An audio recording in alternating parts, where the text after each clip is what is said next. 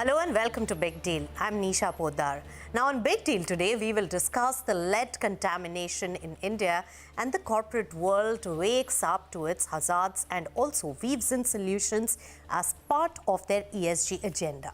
Now remember that car batteries are the biggest consumers of lead, and recycling batteries is one of the big causes of lead contamination among some of the other sources of lead exposure in children. Now let's get started with our expert panel to understand this particular issue and the solutions at work currently.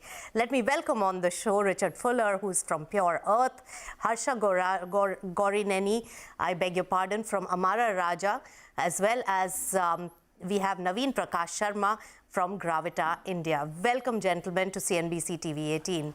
Now, Richard, let me begin with you because Pure Earth has done a lot of study across the globe on the lead emission and even helped countries find solutions. What's the magnitude of lead contamination problem in India? The level is really extraordinary in India. And I think it's extraordinary for a couple of reasons. One is we thought we'd gotten rid of lead when we took it out of gasoline in 2000, but now we're finding it's here from car batteries, from contaminated spices, from cookware, and in paint as well. So it's like this thing has come back, but the impact, I think, is really extraordinary. And a recent study with CSIR and another study with UNICEF, we find that half of the children in India are currently lead poisoned with elevated blood lead levels. And that means they've got some level of brain damage to their frontal cortexes, which means they have reduced intelligence, and they also have reduced educational outcomes. It's an extraordinary impact. Right, that's a big one that you're really highlighting, Richard. When it comes to lead contamination in children, 50%, that's a huge number. Harsha, let me bring you into the discussion. As a battery manufacturer, what do you think can be done, and where does India stand at the moment in this respect? What is Amara Raja really doing? So Nisha, just to set the context, lead acid batteries are the most recycled products in the world. They're not only fully recyclable, almost 99% is recovered, but the recyclability is also progressively getting enhanced. Now, as manufacturers, we are making sure that we source our lead from certified eco-friendly smelters, and that we are continuing to up our own collections. Our targets are being set both internally, and recently the BWMR rules are also stating over the next few years how those collection targets will scale up. So we will need to ensure that the batteries are coming back to the manufacturer and going through organized channels for safe and effective recycling. Right, so effective recycling, and that has a large unorganized area. Let me take it to lead manufacturer then, Navin from Gravita. What do you think is being done at the moment, and how big is the unorganized sector where unsafe recycling of batteries is really taking place?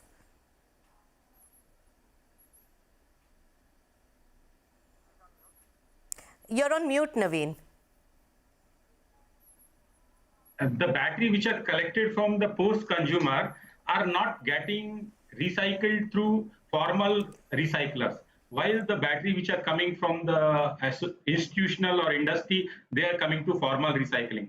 So as of now, the estimate is that almost 50% recycling in the country is happening either in informal recycling or not with eco-friendly recycling, we can say. Right. So, Navin, what is the impact on the business if we have to take the cost of compliance to safety standards? And are there standards already put in place by our government? Yes. See, the compliance starts from the beginning, where as a consumer, we return our old battery to the dealer. So these dealers are placed at millions of places across the country, and these batteries are being drained there itself. So the acid is going to the our rivers or our nala or our landfill. So entire area is getting contaminated. So these battery, until unless these comes to the recycler or to the manufacturer, this problem will not get solved. To overcome this, Ministry of Environment and Forest has already framed certain regulations which were known as BMHR 2001. And of late, during the budget speech of our Honorable Finance Minister, it was mentioned that some of the areas of circular economy will be taken care, where we'll integrate the informal sector, we'll put technology, we'll put system, we'll create public regulations and guidelines for such recycling. So under the same guidelines, there is one new area, a new regulation has come up on recent month in August 2022, known as Battery Waste Management Rule. Yes. And these rules have certain responsibility given to producers, recyclers, and refurbishers. So Right. we hope with the implementation of these rules, there will be control on such type of activities. Right. Harsha, what do you think about the battery waste management guidelines which have been put out by the government? I think they're a wonderful step in the right direction. And they're giving collection targets for manufacturers, recovery targets for recyclers. So definitely things are outlined well. I do feel that a few enabling policies need to be included as well in order to make sure that the full effectiveness of the BWMR rules come through. For example, my ecosystem colleague Navin had just mentioned that the dealers are very important in this ecosystem. And unless dealers and bulk customers are mandated and also incentivized to return the batteries to the producers, it'll be really hard for the manufacturer to fulfill his extended producer responsibilities. Right. The responsibility without the enabling policy or authority will make it very difficult. Right. So, Richard, you heard some of the industry people who have their skin in the game. I know you had come to India for a visit. I met you then.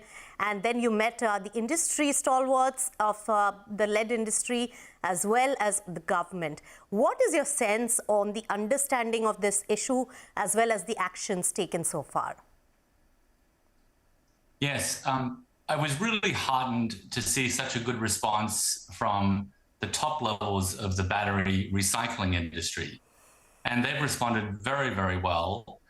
I think one thing that we need to add to the equation, there needs to be a minimum standard for an eco-friendly smelter. Currently, you can get a license and be quite dirty. So that needs to stop as well. But Nisha, the other thing I was really heartened, we had a number of meetings with the government of India at different levels and different institutions, and they were also keen to see some positive action on this. It's still a new issue. The level of exposure, the amount of damage that's being caused is new for everyone, but there was a great, strong pickup to really deal with this. Right. And also give us a sense, Richard, that, Pure Earth has worked in various geographies across the world. What has been a key good solution model for this kind of an issue, which is akin to India, which can be replicated here? Yeah, the success in dealing with batteries and making sure they're coming back only to clean recyclers usually means a reverse logistics system is in place. And that means that batteries are delivered at one point of the supply chain at the same time as the scrap batteries, the used batteries, are taken back. So a dealer will get 10 new batteries and deliver back 10 old batteries. And similarly, a consumer will turn their battery in when they're buying a new battery. And that system needs to be in place all the way back up the supply chain with the right kinds of controls and measurements going on in order to ensure that the batteries don't leak out and go into these dirty facilities and backyard facilities.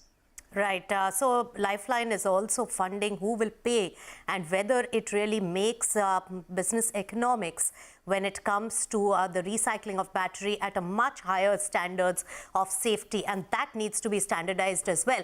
But there are a few more aspects that I will bring up. The ESG aspect, the sustainability aspect of lead industry. Who should take the responsibility and burden of safe recycling, and then who's going to fund the cost? We'll talk about all of that when we return on Big Deal right after this short break. Stay tuned.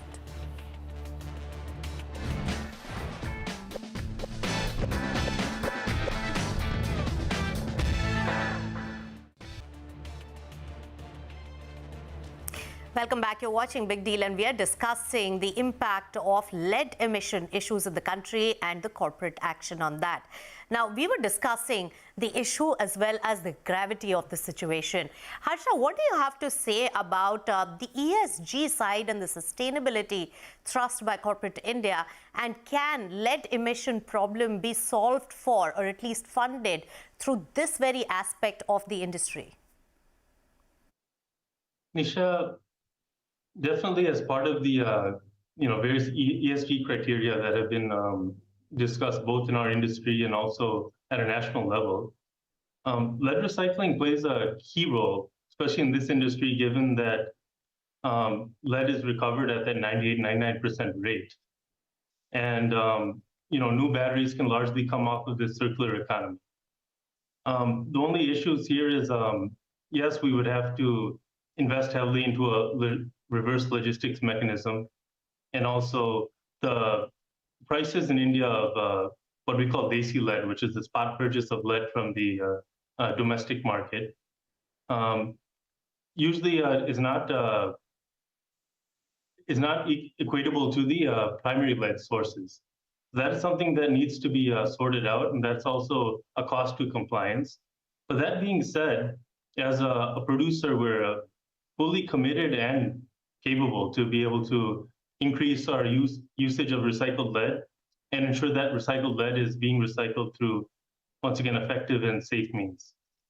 Right. So, Navin, taking forward the point that Harsha has been mentioning now and re-emphasizing, now the division between the organized and unorganized recycling of lead is huge. Do you think the government has done something to incentivize organized players, or do you think that the tax system and the GST has really made it even more difficult? Isha, as of now, there is no specific incentive to the industry for recycling. As in developed nations, a consumer is charged for recycling. Here, consumer is paid for the scrap. And the change in the tax structure post GST, there is a tax of 18% on the used lead acid battery or end of life lead acid batteries, which used to be 5% pre-GST era. So this 18% is a big number, and this is a good incentive for informal sector, who do not have much cost of recycling. The infrastructure cost is very low. Until unless either the cost of GST has been brought to zero or at very low level, 5%, or there is some other mechanism where is the GST has to be paid by the recycler himself, and then recycle can claim the GST. So it will help us to not going most batteries to the informal sector. So industry has also requested ministry to bring this particular scrap under reverse charge mechanism, where recycler pay the tax. So there is no fake billing, no informal sector to come in the picture. But challenge is this particular regulations of waste management comes under Ministry of Environment and Forest, taxation comes under Ministry of Environment, Ministry of Finance, while as a non-ferrous recycler, we fall under Ministry of Mines. So there is a interaction between various governments. Yes. So that is the one challenge which we are following up from our association side. All right. So building that consensus amongst different ministries is also a challenge that this industry faces to address the lead issue problem. Richard, what in your view is the biggest issue, and where can government take that big step? Yeah, I think we also need to remember that battery recycling, especially improper battery recycling, creates acute toxic hotspots that will poison hundreds, maybe 1,000 children around them. But there is a whole other area of lead exposures going on, mostly in the kitchen. And here we're seeing lead being added to turmeric because lead chromate is a yellow industrial pigment, and it makes it look better and more attractive for sale. And we're also finding lead in pottery and aluminium cookware, which itself also needs to be addressed. So the response from government at a regulatory level to deal with these things that are in everyone's houses, especially the poorest, that also needs to be put into the equation. All right, so there are several aspects, and what has been your finding when it comes to India in particular? How many sites, And how have you cleaned up some of the sites? What has been the mechanism which has worked so far, Richard? Yeah, these toxic sites have been a focus for us, and we've identified several hundred of them just with a very small study in one state alone. So we think that there are many thousands of them across India. We've also gone in and done a couple of pilot cleanup projects just to show that it can be done inexpensively, and taken an old, abandoned, contaminated site and cleaned it up so that it's safe for the local communities. And we've done that in Bihar and Tamil Nadu and just some success. So that it is possible to go through and fix this particular side of the equation reasonably easily. Right. So, Harsha, while there are many other aspects, but the biggest emitter of lead and contamination has been the battery industry. Now, the electric vehicle segment is also growing, and that will also require lead battery as they use two types of batteries. What is the onus and the responsibility that the automobile makers can really take in this particular regard, especially because battery is just so critical for the automobile sector? Well, when it comes to the automobile manufacturers, there's a little bit of there's a lack of clarity when we look at the BWMR rules. Automobile manufacturers would be considered bulk consumers, but it is the first application of the battery in that vehicle's lifetime. So there's no replacement coming up. A lot of the BWMR rules have replacement in mind. So I think some clarity needs to be brought out there. With EVs, like you said, Nisha, there's a battery system that is responsible for the traction of the vehicle. And there are lower voltage requirements also, which largely are being plugged by lead acid battery chemistry at the moment. So where lead acid is clearly there, I think the methods we've discussed will still be relevant. For the lithium battery packs, I know the BWMR rules have specified a longer start date, and there are collection targets that have been proposed, but it's a little too soon to say. I think as the market transforms, I think that clarity will come. Right. So there is a lack of clarity, and probably that is something that the government can really look into as policy. But standardization, how important is that, Navin, in this context? And what are the most important issues at hand in solving the lead emission issue? Nisha, basically, the formal recycling in India, over 1,500 recyclers are being given license to operate lead recycling. But more than 90% are not environment friendly because there is no standardization. So industry has already suggested that there should be some minimum capacity, some minimum plant and machinery infrastructure requirement, like minimum capacity of 20,000 ton lead production. All developed countries have very less number of recyclers. If you see Korea, where they recycle equal number of battery with the help of 10 to 12 recyclers, and we are here 1,500. So how can this model be commercially sustainable? It is suggested that with a capacity of 20,000, 25,000 tons per annum recycling capacity, we should now have more than 30, 35 recyclers across the country, so that the Ministry or the Environment Pollution Control Boards can also monitor them. Otherwise, they cannot monitor that big number. This is not only the industry for them to monitor. And when it comes to other batteries, so in this regulation, lithium-ion battery and other batteries are also considered. In BWMR, it was earlier only for lead-acid battery. Now all type of battery are being covered in this. So we hope the automobile sector, other batteries will also be part of this regulation. All right, the entire industry's action as well as concerted effort is required. Richard, your final thoughts for Pure Earth's plans, action plan for India for the eradication of this contamination, and what do you think is really going to work? And also, I must mention that a lot of private equity industry players have looked at waste management as an area of potential. Is the funding also flowing in this particular space as the awareness grows? Yeah, there is. It's a very early stages of dealing with this problem in India. Other countries where we're active are further along in in looking at these problems and solving them.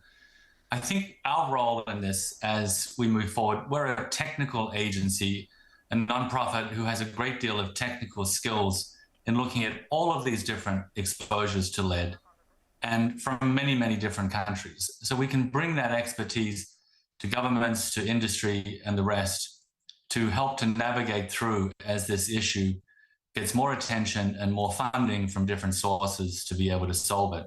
So we're very keen to assist in the communication strategies, in providing the technical resources to deal with managing these problems at a sustainable level. It's going to take several decades, but the benefit from doing this will be enormous for India.